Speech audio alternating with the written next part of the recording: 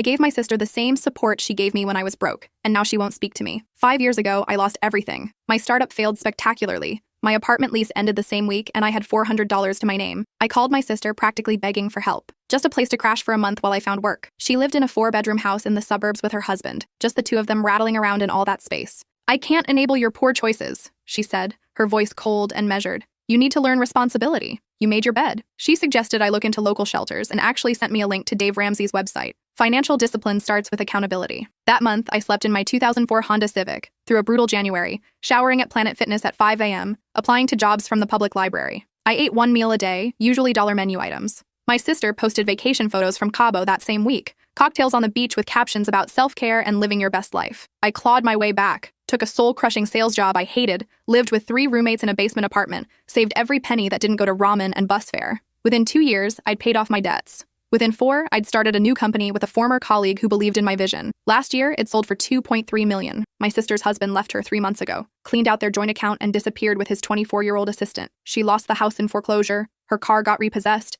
and she's drowning in credit card debt from trying to maintain appearances while her marriage crumbled. She called me crying at midnight. "I have nowhere to go. Mom and Dad won't help because they think I was stupid with money. And honestly, they're probably right." She paused, voice breaking. "You're my only option, please. I have a 5-bedroom house now, 3 guest rooms sitting empty with fresh sheets and furniture I've never used. I could write her a check for 6 months' rent without even checking my balance. Instead, I said, 'I can't enable your poor choices. You need to learn responsibility.' Then I texted her the exact same Dave Ramsey link she'd sent me 5 years ago. 'Are you serious right now?' She whispered. 'Dead serious. I learned so much sleeping in my Honda. Character building, really. You'll thank me later.' The line went completely quiet for 10 seconds. 'I can't believe you're doing this to me. I'm your sister.' 'Neither could I said calmly. 'But here we are.' She hung up. Then came the texts. Novels about family, loyalty, and forgiveness, and how I'm different because I actually have money now. How she was just protecting her marriage back then, and her husband had opinions about freeloading relatives. How cruel I'm being when she's at her absolute lowest point. I haven't responded to a single message. Last week, Mom called.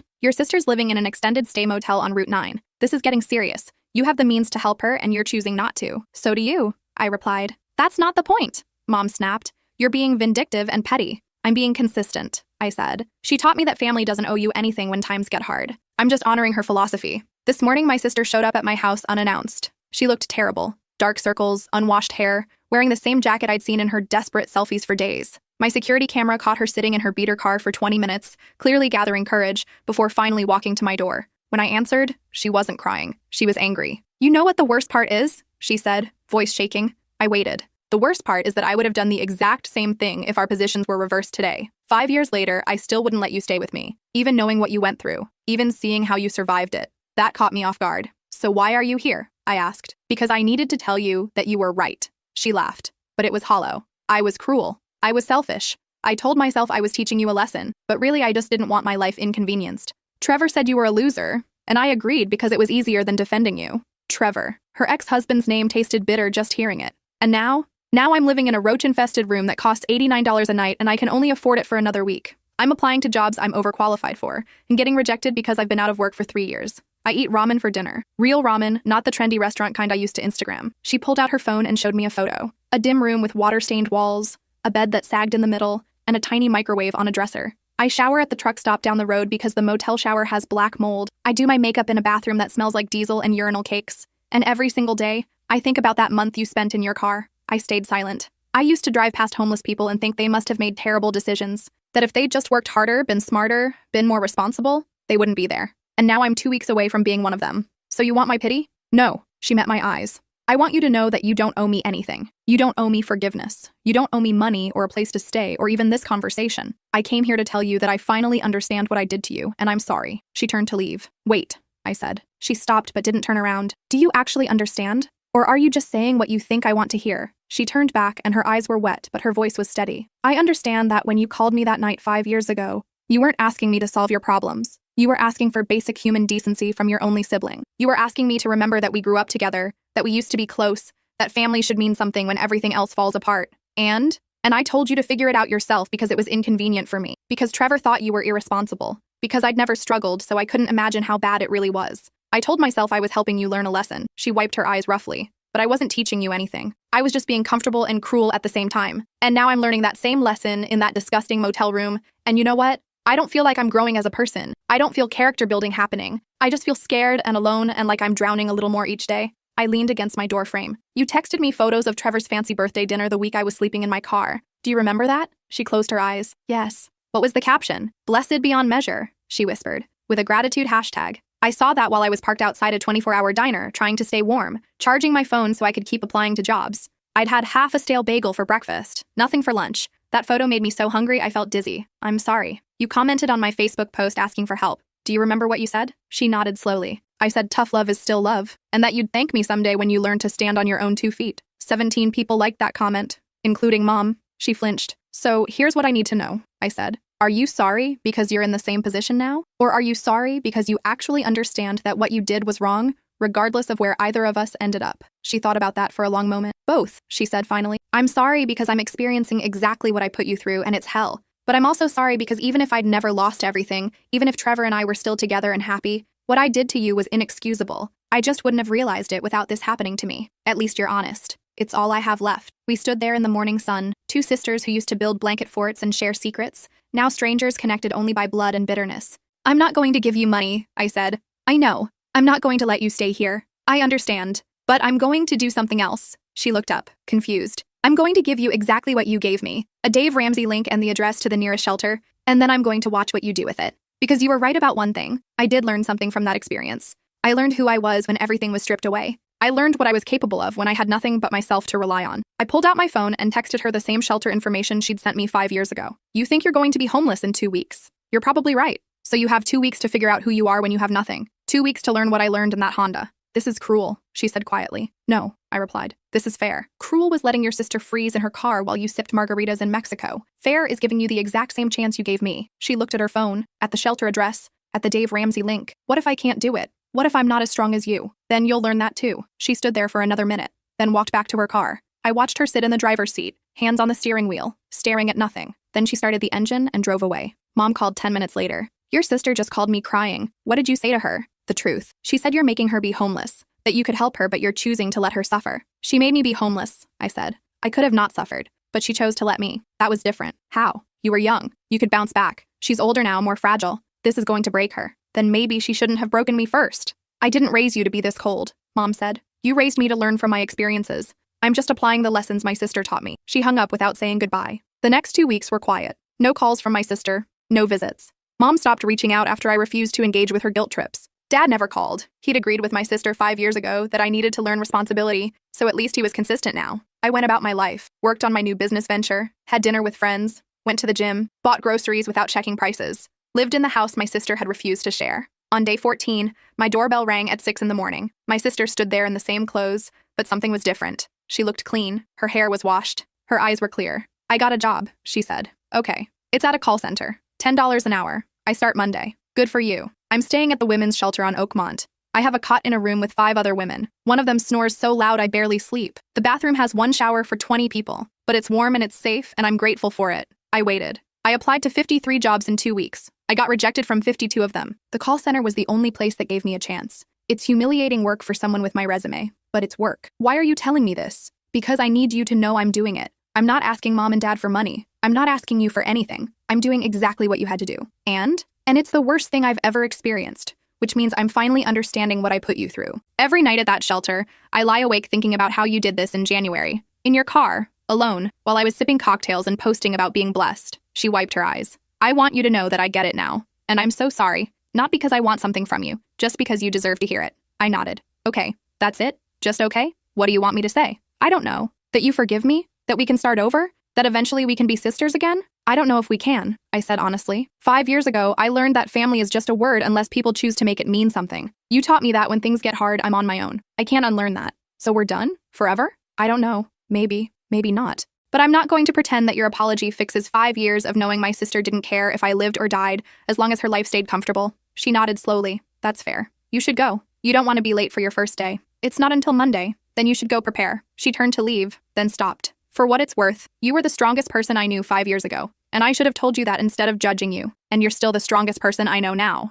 After she left, I made coffee and sat in my living room, looking at all the space I had. 3 empty guest rooms, a home office I barely used, a basement that was just storage. My phone buzzed, a text from my sister. Thank you for not making this easy. I didn't deserve easy. I deserved exactly what you gave me. I didn't respond. 3 months passed. My sister texted occasionally with updates. She'd moved from the shelter to a room in someone's basement. She was taking extra shifts. She'd applied for 3 better jobs and got rejected from all of them. She never asked for anything, never hinted that I should help. Just kept me updated like she was checking in with a distant acquaintance. Then one night she called. "I need to tell you something," she said. "What?" "Trevor contacted me. He wants to reconcile. He says leaving was a mistake, that the girl was just a phase, that he wants to work things out. And he offered to pay off my debts. All of them. Get me back on my feet. Let me move back into a house he bought. Not the one we lost, but a new one. He says we can start fresh." "What did you say?" I told him to go to hell. I sat up straighter. Because here's what I realized while I was lying in that shelter cot, listening to 5 women snore and cry and pray. I was miserable in my old life too. I just had expensive things to distract me from it. Trevor controlled every dollar, every decision, every moment of my day.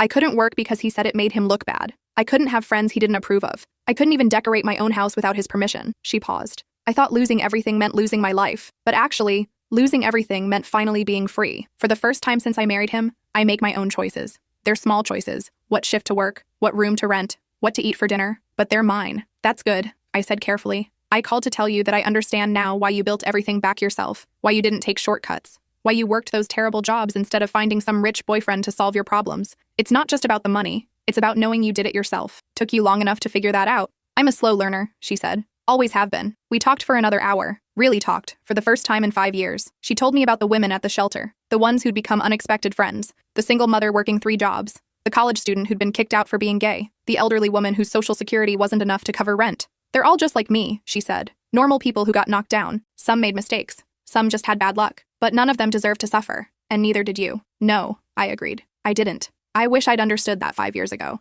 "Me too." 6 months after that first visit, my sister called with news. She'd been promoted to supervisor at the call center. She was making $50 an hour now. She'd moved into a studio apartment. Nothing fancy, but it was hers. "I'm taking you to dinner," she said. "Nothing expensive, just Olive Garden. But I want to take you out and say thank you." "For what?" "For giving me exactly what I needed, even though it wasn't what I wanted." We met at the Olive Garden on Thursday night. She looked different, thinner from irregular meals and stress, but somehow healthier, like she'd shed something toxic along with her comfortable life. "I've been thinking," she said over breadsticks, "about that night I called you crying, about what would have happened if you'd just given me money." "What about it?" "I would have taken your money, gotten back on my feet, and learned absolutely nothing. I would have gone right back to judging people for being poor, assuming they just needed to work harder. I would have stayed the same terrible person I was." She broke a breadstick in half. "But you didn't let me. You made me live through what you lived through. And now I'm different. I sponsor a woman at the shelter. I volunteer serving meals on weekends. I actually understand what it means to struggle, and I'm grateful for that, even though it was hell." "You're welcome," I said. "Are we okay? I mean, really okay?"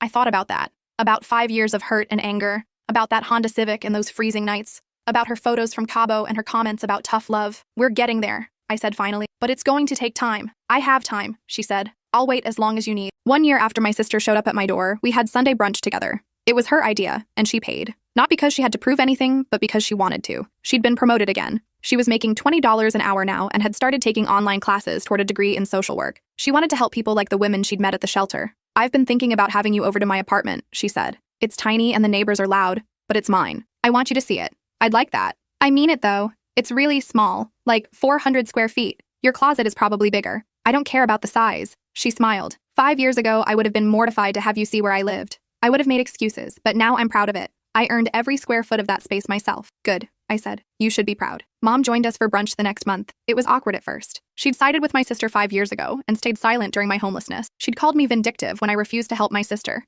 Now she didn't seem to know where she stood. "I owe you an apology," she said finally. "Both of you, actually. I failed you both in different ways." We waited. "I told myself that not helping you 5 years ago was teaching you responsibility," she said to me. "But really I was just uncomfortable watching you struggle, so I convinced myself you needed to figure it out alone. And when your sister needed help, I judged her for getting into that position instead of offering support." "Why didn't you help either of us?" my sister asked. Mom looked down at her plate. "Because your father and I had our own financial problems we weren't telling anyone about. We'd overspent for years, trying to look successful. When you needed help, we couldn't afford it without admitting we were broke too. That explained a lot." "We're okay now," Mom continued. "We sold the big house, downsized, paid off our debts, but by the time we could have helped, you'd both already made it through the worst of it without us." "So what now?" I asked. "Now I'm trying to be the mother I should have been before. Better late than never, I suppose." It wasn't a perfect reconciliation. There were still wounds, still complicated feelings, but it was honest, which was more than we'd had in years. 2 years after that morning, my sister showed up angry at my door. We were sitting in my living room on Christmas Eve. She'd brought homemade cookies, not fancy ones, just simple chocolate chip made in her tiny apartment kitchen. "Remember when we used to make these with Grandma?" she asked. Before she died? Yeah. We'd fight over who got to lick the spoon. You always won because you were older, she laughed. And now you're richer and more successful. Funny how things change. You're not doing too bad yourself. Didn't you say you got accepted into that graduate program? Full scholarship, she said proudly. For my MSW, I start in January. That's incredible. It's weird. 2 years ago, I was drowning. Now I'm going back to school to help other people who are drowning. Life's strange like that. We sat in comfortable silence for a while. Can I ask you something? She said. Sure. Why did you finally forgive me? I know we're okay now, but when did you decide to let it go? I thought about that. I don't know if I decided exactly. It just happened gradually. Every time you updated me, every time you chose to keep struggling instead of taking the easy way out, every time you showed up and didn't ask for anything, you weren't just apologizing with words. You were apologizing with your whole life. That's all I could do. It was enough. She wiped her eyes. I'm really glad we're here. Not just in this nice house, though it's lovely, but here, together, after everything. Me too. Do you ever think about how different things would be if I'd just let you stay with me 5 years ago? Sometimes. What do you think would have happened? Honestly, I think you would have lorded it over me forever. Every time we disagreed about something, you would have reminded me of how you helped me when I had nothing, and I would have felt like I owed you for the rest of my life. You're probably right, she admitted. I was pretty self-righteous back then. You were terrible. I was, she agreed. But I'm better now. At least I hope I am. You are. You're one of the best people I know, actually. She looked at me in surprise. Really? Really? Because you didn't just say sorry. You became sorry. You let yourself be broken down and built back up into someone new. Most people never do that. Most people don't get forced to by their sister. True. I am pretty ruthless. We both laughed. 3 years after my sister lost everything, she graduated with her master's degree in social work. I attended the ceremony and cheered embarrassingly loud when her name was called. Mom and Dad were there too, in the cheap seats they could afford, crying with pride. At dinner afterward, my sister made a toast. To my family, she said, who taught me that rock bottom is just a foundation to build something better on. To second chances, Mom added. To first chances, I corrected. Because what we're building now is completely new. We clinked glasses. That night, my sister pulled me aside. I got a job offer, she said, at the shelter where I stayed. They want me to be their new program director. That's perfect for you. It doesn't pay much, less than I'd make at a private practice or hospital. But it feels right, you know? Going back to help the place that helped me. Then you should take it. I am. I start next month. She paused. I also wanted to ask you something. What? The shelter is trying to raise money for renovations. Better showers, more beds, a proper kitchen. Would you be willing to make a donation? I'm not asking for me. I just know they need it. How much do they need? About $200,000 to do everything they want. I thought about my bank account, about the money sitting there that I barely thought about anymore. I'll write them a check for the full amount, I said. Her eyes widened. Are you serious? Completely, but on one condition. What? You can't tell them it's from me. Say it's from an anonymous donor. I don't need recognition. Why anonymous? Because this isn't about me feeling good about myself. It's about making sure other women don't have to shower at a truck stop when they're at their lowest point. She hugged me then, hard and long. Thank you, she whispered. Not just for this. For everything, for giving me exactly what I deserved instead of what I wanted, for showing me who I could become if I was willing to do the work. You did the work yourself, I said. I just refused to take it away from you. The shelter renovation finished 6 months later. On the opening day, I went with my sister to see the new facilities.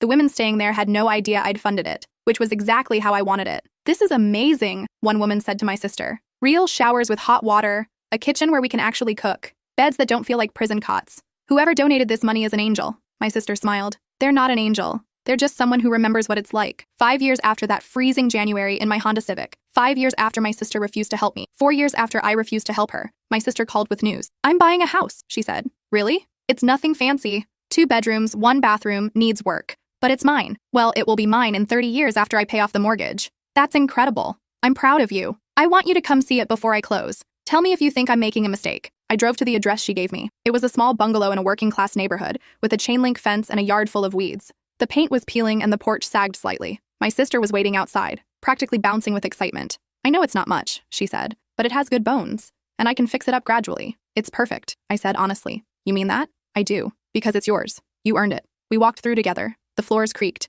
The kitchen was ancient. The bathroom had pink tile from the 1960s, but it was solid and it was hers. The best part, she said, is that it has 2 bedrooms, one for me and one for whoever needs it. What do you mean? I mean, if someone calls me at midnight, broke and desperate, with nowhere to go, I'm going to have a room ready for them, because I know what it's like when no one will help. I felt my throat tighten. That's really beautiful, I managed to say. I learned from the best, she said, smiling. You didn't just teach me a lesson 5 years ago. You taught me who I never want to be again, and more importantly, who I can choose to become instead. We stood in that empty house, 2 sisters who'd destroyed and rebuilt their relationship from nothing, and I realized something. The anger I'd carried for 5 years was completely gone. Not because she'd apologized enough or suffered enough or earned enough, but because she'd become someone new, someone I actually liked and respected. I'm glad you called me that night, I said. She looked surprised. Even though you were broke and desperate? especially because of that. It forced us both to figure out who we really were when everything else was stripped away. And who are we? Survivors, I said. Both of us in different ways. She nodded. I'll take that. 6 years after my sister refused to help me, 5 years after I refused to help her, we spent Thanksgiving in her little house with the creaky floors and outdated kitchen. She'd fixed it up slowly, room by room, doing most of the work herself. Mom and Dad came too, older and humbler than they used to be. We ate turkey and stuffing and pumpkin pie, and no one talked about who had money and who didn't, who was successful and who'd failed. We just talked. At one point, my sister raised her glass. To family, she said, who we choose to become for each other, not who we're forced to be by blood. To second chances, Mom added. To hard lessons, Dad said quietly. To surviving, I finished. We drank together. 4 people who'd all failed each other in different ways and somehow found our way back. After dinner, my sister and I did dishes together in her tiny kitchen. Can I tell you something? She asked. Always. That night 5 years ago when I turned you away, I didn't just ruin your life for a month. I ruined my own life forever. What do you mean? I mean I became someone I hated. Someone who valued comfort over compassion. Someone who could watch their sibling suffer and call it a life lesson. And I stayed that person until I lost everything and had to rebuild from scratch. She scrubbed a plate thoughtfully. So when you refused to help me, you weren't just teaching me a lesson. You were giving me the only path back to being human again. And I'm grateful for that, even though it was hell. You're welcome, I said, though I'm not sure I was being that noble. Mostly I was just angry and wanted you to hurt like I hurt. I know, but it worked out the same in the end. It did. We finished the dishes in comfortable silence. 2 sisters who'd learned that sometimes the cruelest kindness is refusing to save someone from themselves. 7 years after sleeping in my Honda Civic, 6 years after my sister lost everything, we stood in my living room on Christmas morning, watching the sun rise through the windows. Do you remember what you asked me that day you showed up at my door? She asked. Which part? You asked if I was sorry because I was in the same position, or if I was sorry because I understood what I did was wrong regardless of where we both ended up. I remember. I told you both and it was true. But now looking back, I realized something else. What? I was sorry for both those reasons, but I stayed sorry and became better for a third reason, which was because I saw who you became after surviving what I put you through. And I wanted to become that person too. Strong enough to build something from nothing. Compassionate enough to help others without expecting anything back. Secure enough to not need external validation. You showed me what was possible. I didn't know what to say to that. I'm not trying to flatter you, she continued. I'm just saying that refusing to help me was the greatest gift you could have given me, because it forced me to become someone I'm proud of. Someone who can look in the mirror without flinching. I'm proud of you too, I said. Even though I was terrible to you, especially because you were terrible to me and chose to become better. Anyone can be good from the start. It takes real strength to be bad and then change. She wiped her eyes. When did you get so wise? Probably during those freezing nights in my car thinking about how my sister was in Cabo drinking margaritas. We both laughed. Too soon?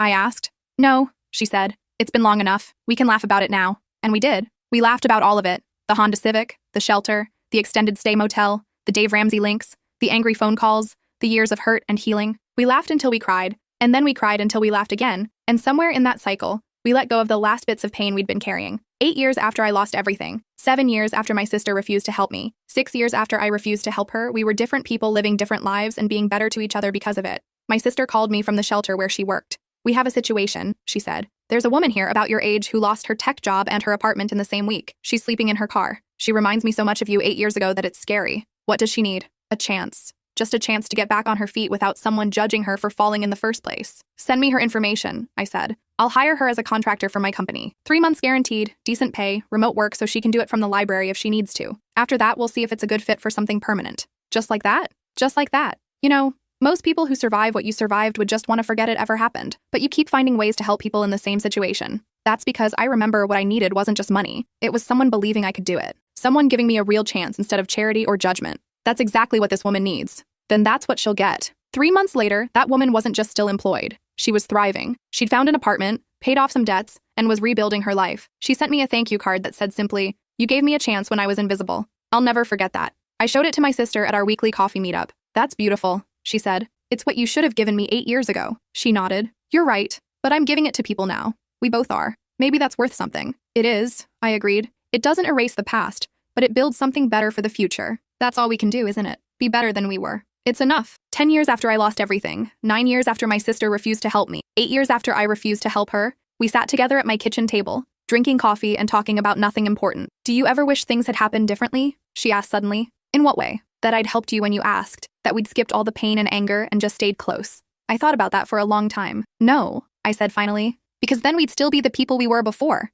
You'd still be someone who valued comfort over compassion. I'd still be someone who hadn't been tested. We'd be comfortable and complacent, and probably miserable in ways we wouldn't even recognize. So, you're glad it happened? I'm glad who we became because it happened. The journey was awful, but the destination is pretty good. She smiled. That's such a you answer. making tragedy sound like a gift. It wasn't a gift. It was hell. But we made something good from it anyway, which is different. I love you, she said suddenly. I don't think I've said that enough. I love you too, I replied. Even though you let me freeze in my car. Even though I let you freeze in your car, she agreed. And even though you made me live in a roach motel, especially because I made you live in a roach motel. We raised our coffee cups in a mock toast, two sisters who'd hurt each other and healed each other and become better because of both. The present day, I'm sitting in my office when my phone rings. It's my sister. I need to tell you something, she says. What's wrong? Nothing's wrong. Everything's right, actually. I just got offered the director position at a women's shelter network. It oversees 12 shelters across 3 states. It's a huge job with huge responsibilities. That's incredible. It is. But it pays less than I make now, and the hours will be brutal, and I'll be dealing with tragedy every single day. But you're going to take it? I already accepted, she says, because I keep thinking about that woman who slept in my old bed at the shelter, and the one after her, and how someone needs to fight for them the way no one fought for us when we needed it. You're going to be amazing at this. I learned from the best, she says. You taught me that refusing to enable someone isn't the same as refusing to care, and that sometimes the best thing you can do for someone is force them to find their own strength. You taught me something too, I say. What's that? That people can change. That being cruel once doesn't mean being cruel forever. That redemption is real if someone's willing to do the work. We both did the work, she says. Yeah, I agree. We did. After we hang up, I sit in my office thinking about how strange life is, how the worst thing that ever happened to me led to the best version of myself, how refusing to help my sister was simultaneously the cruelest and kindest thing I could have done, how sometimes being broken is the only way to rebuild yourself into something stronger. My sister and I talk every week now. We're real with each other in a way we never were before. No pretense, no judgment, no scorekeeping. Just two people who survived their own destructions and chose to build something better from the rubble.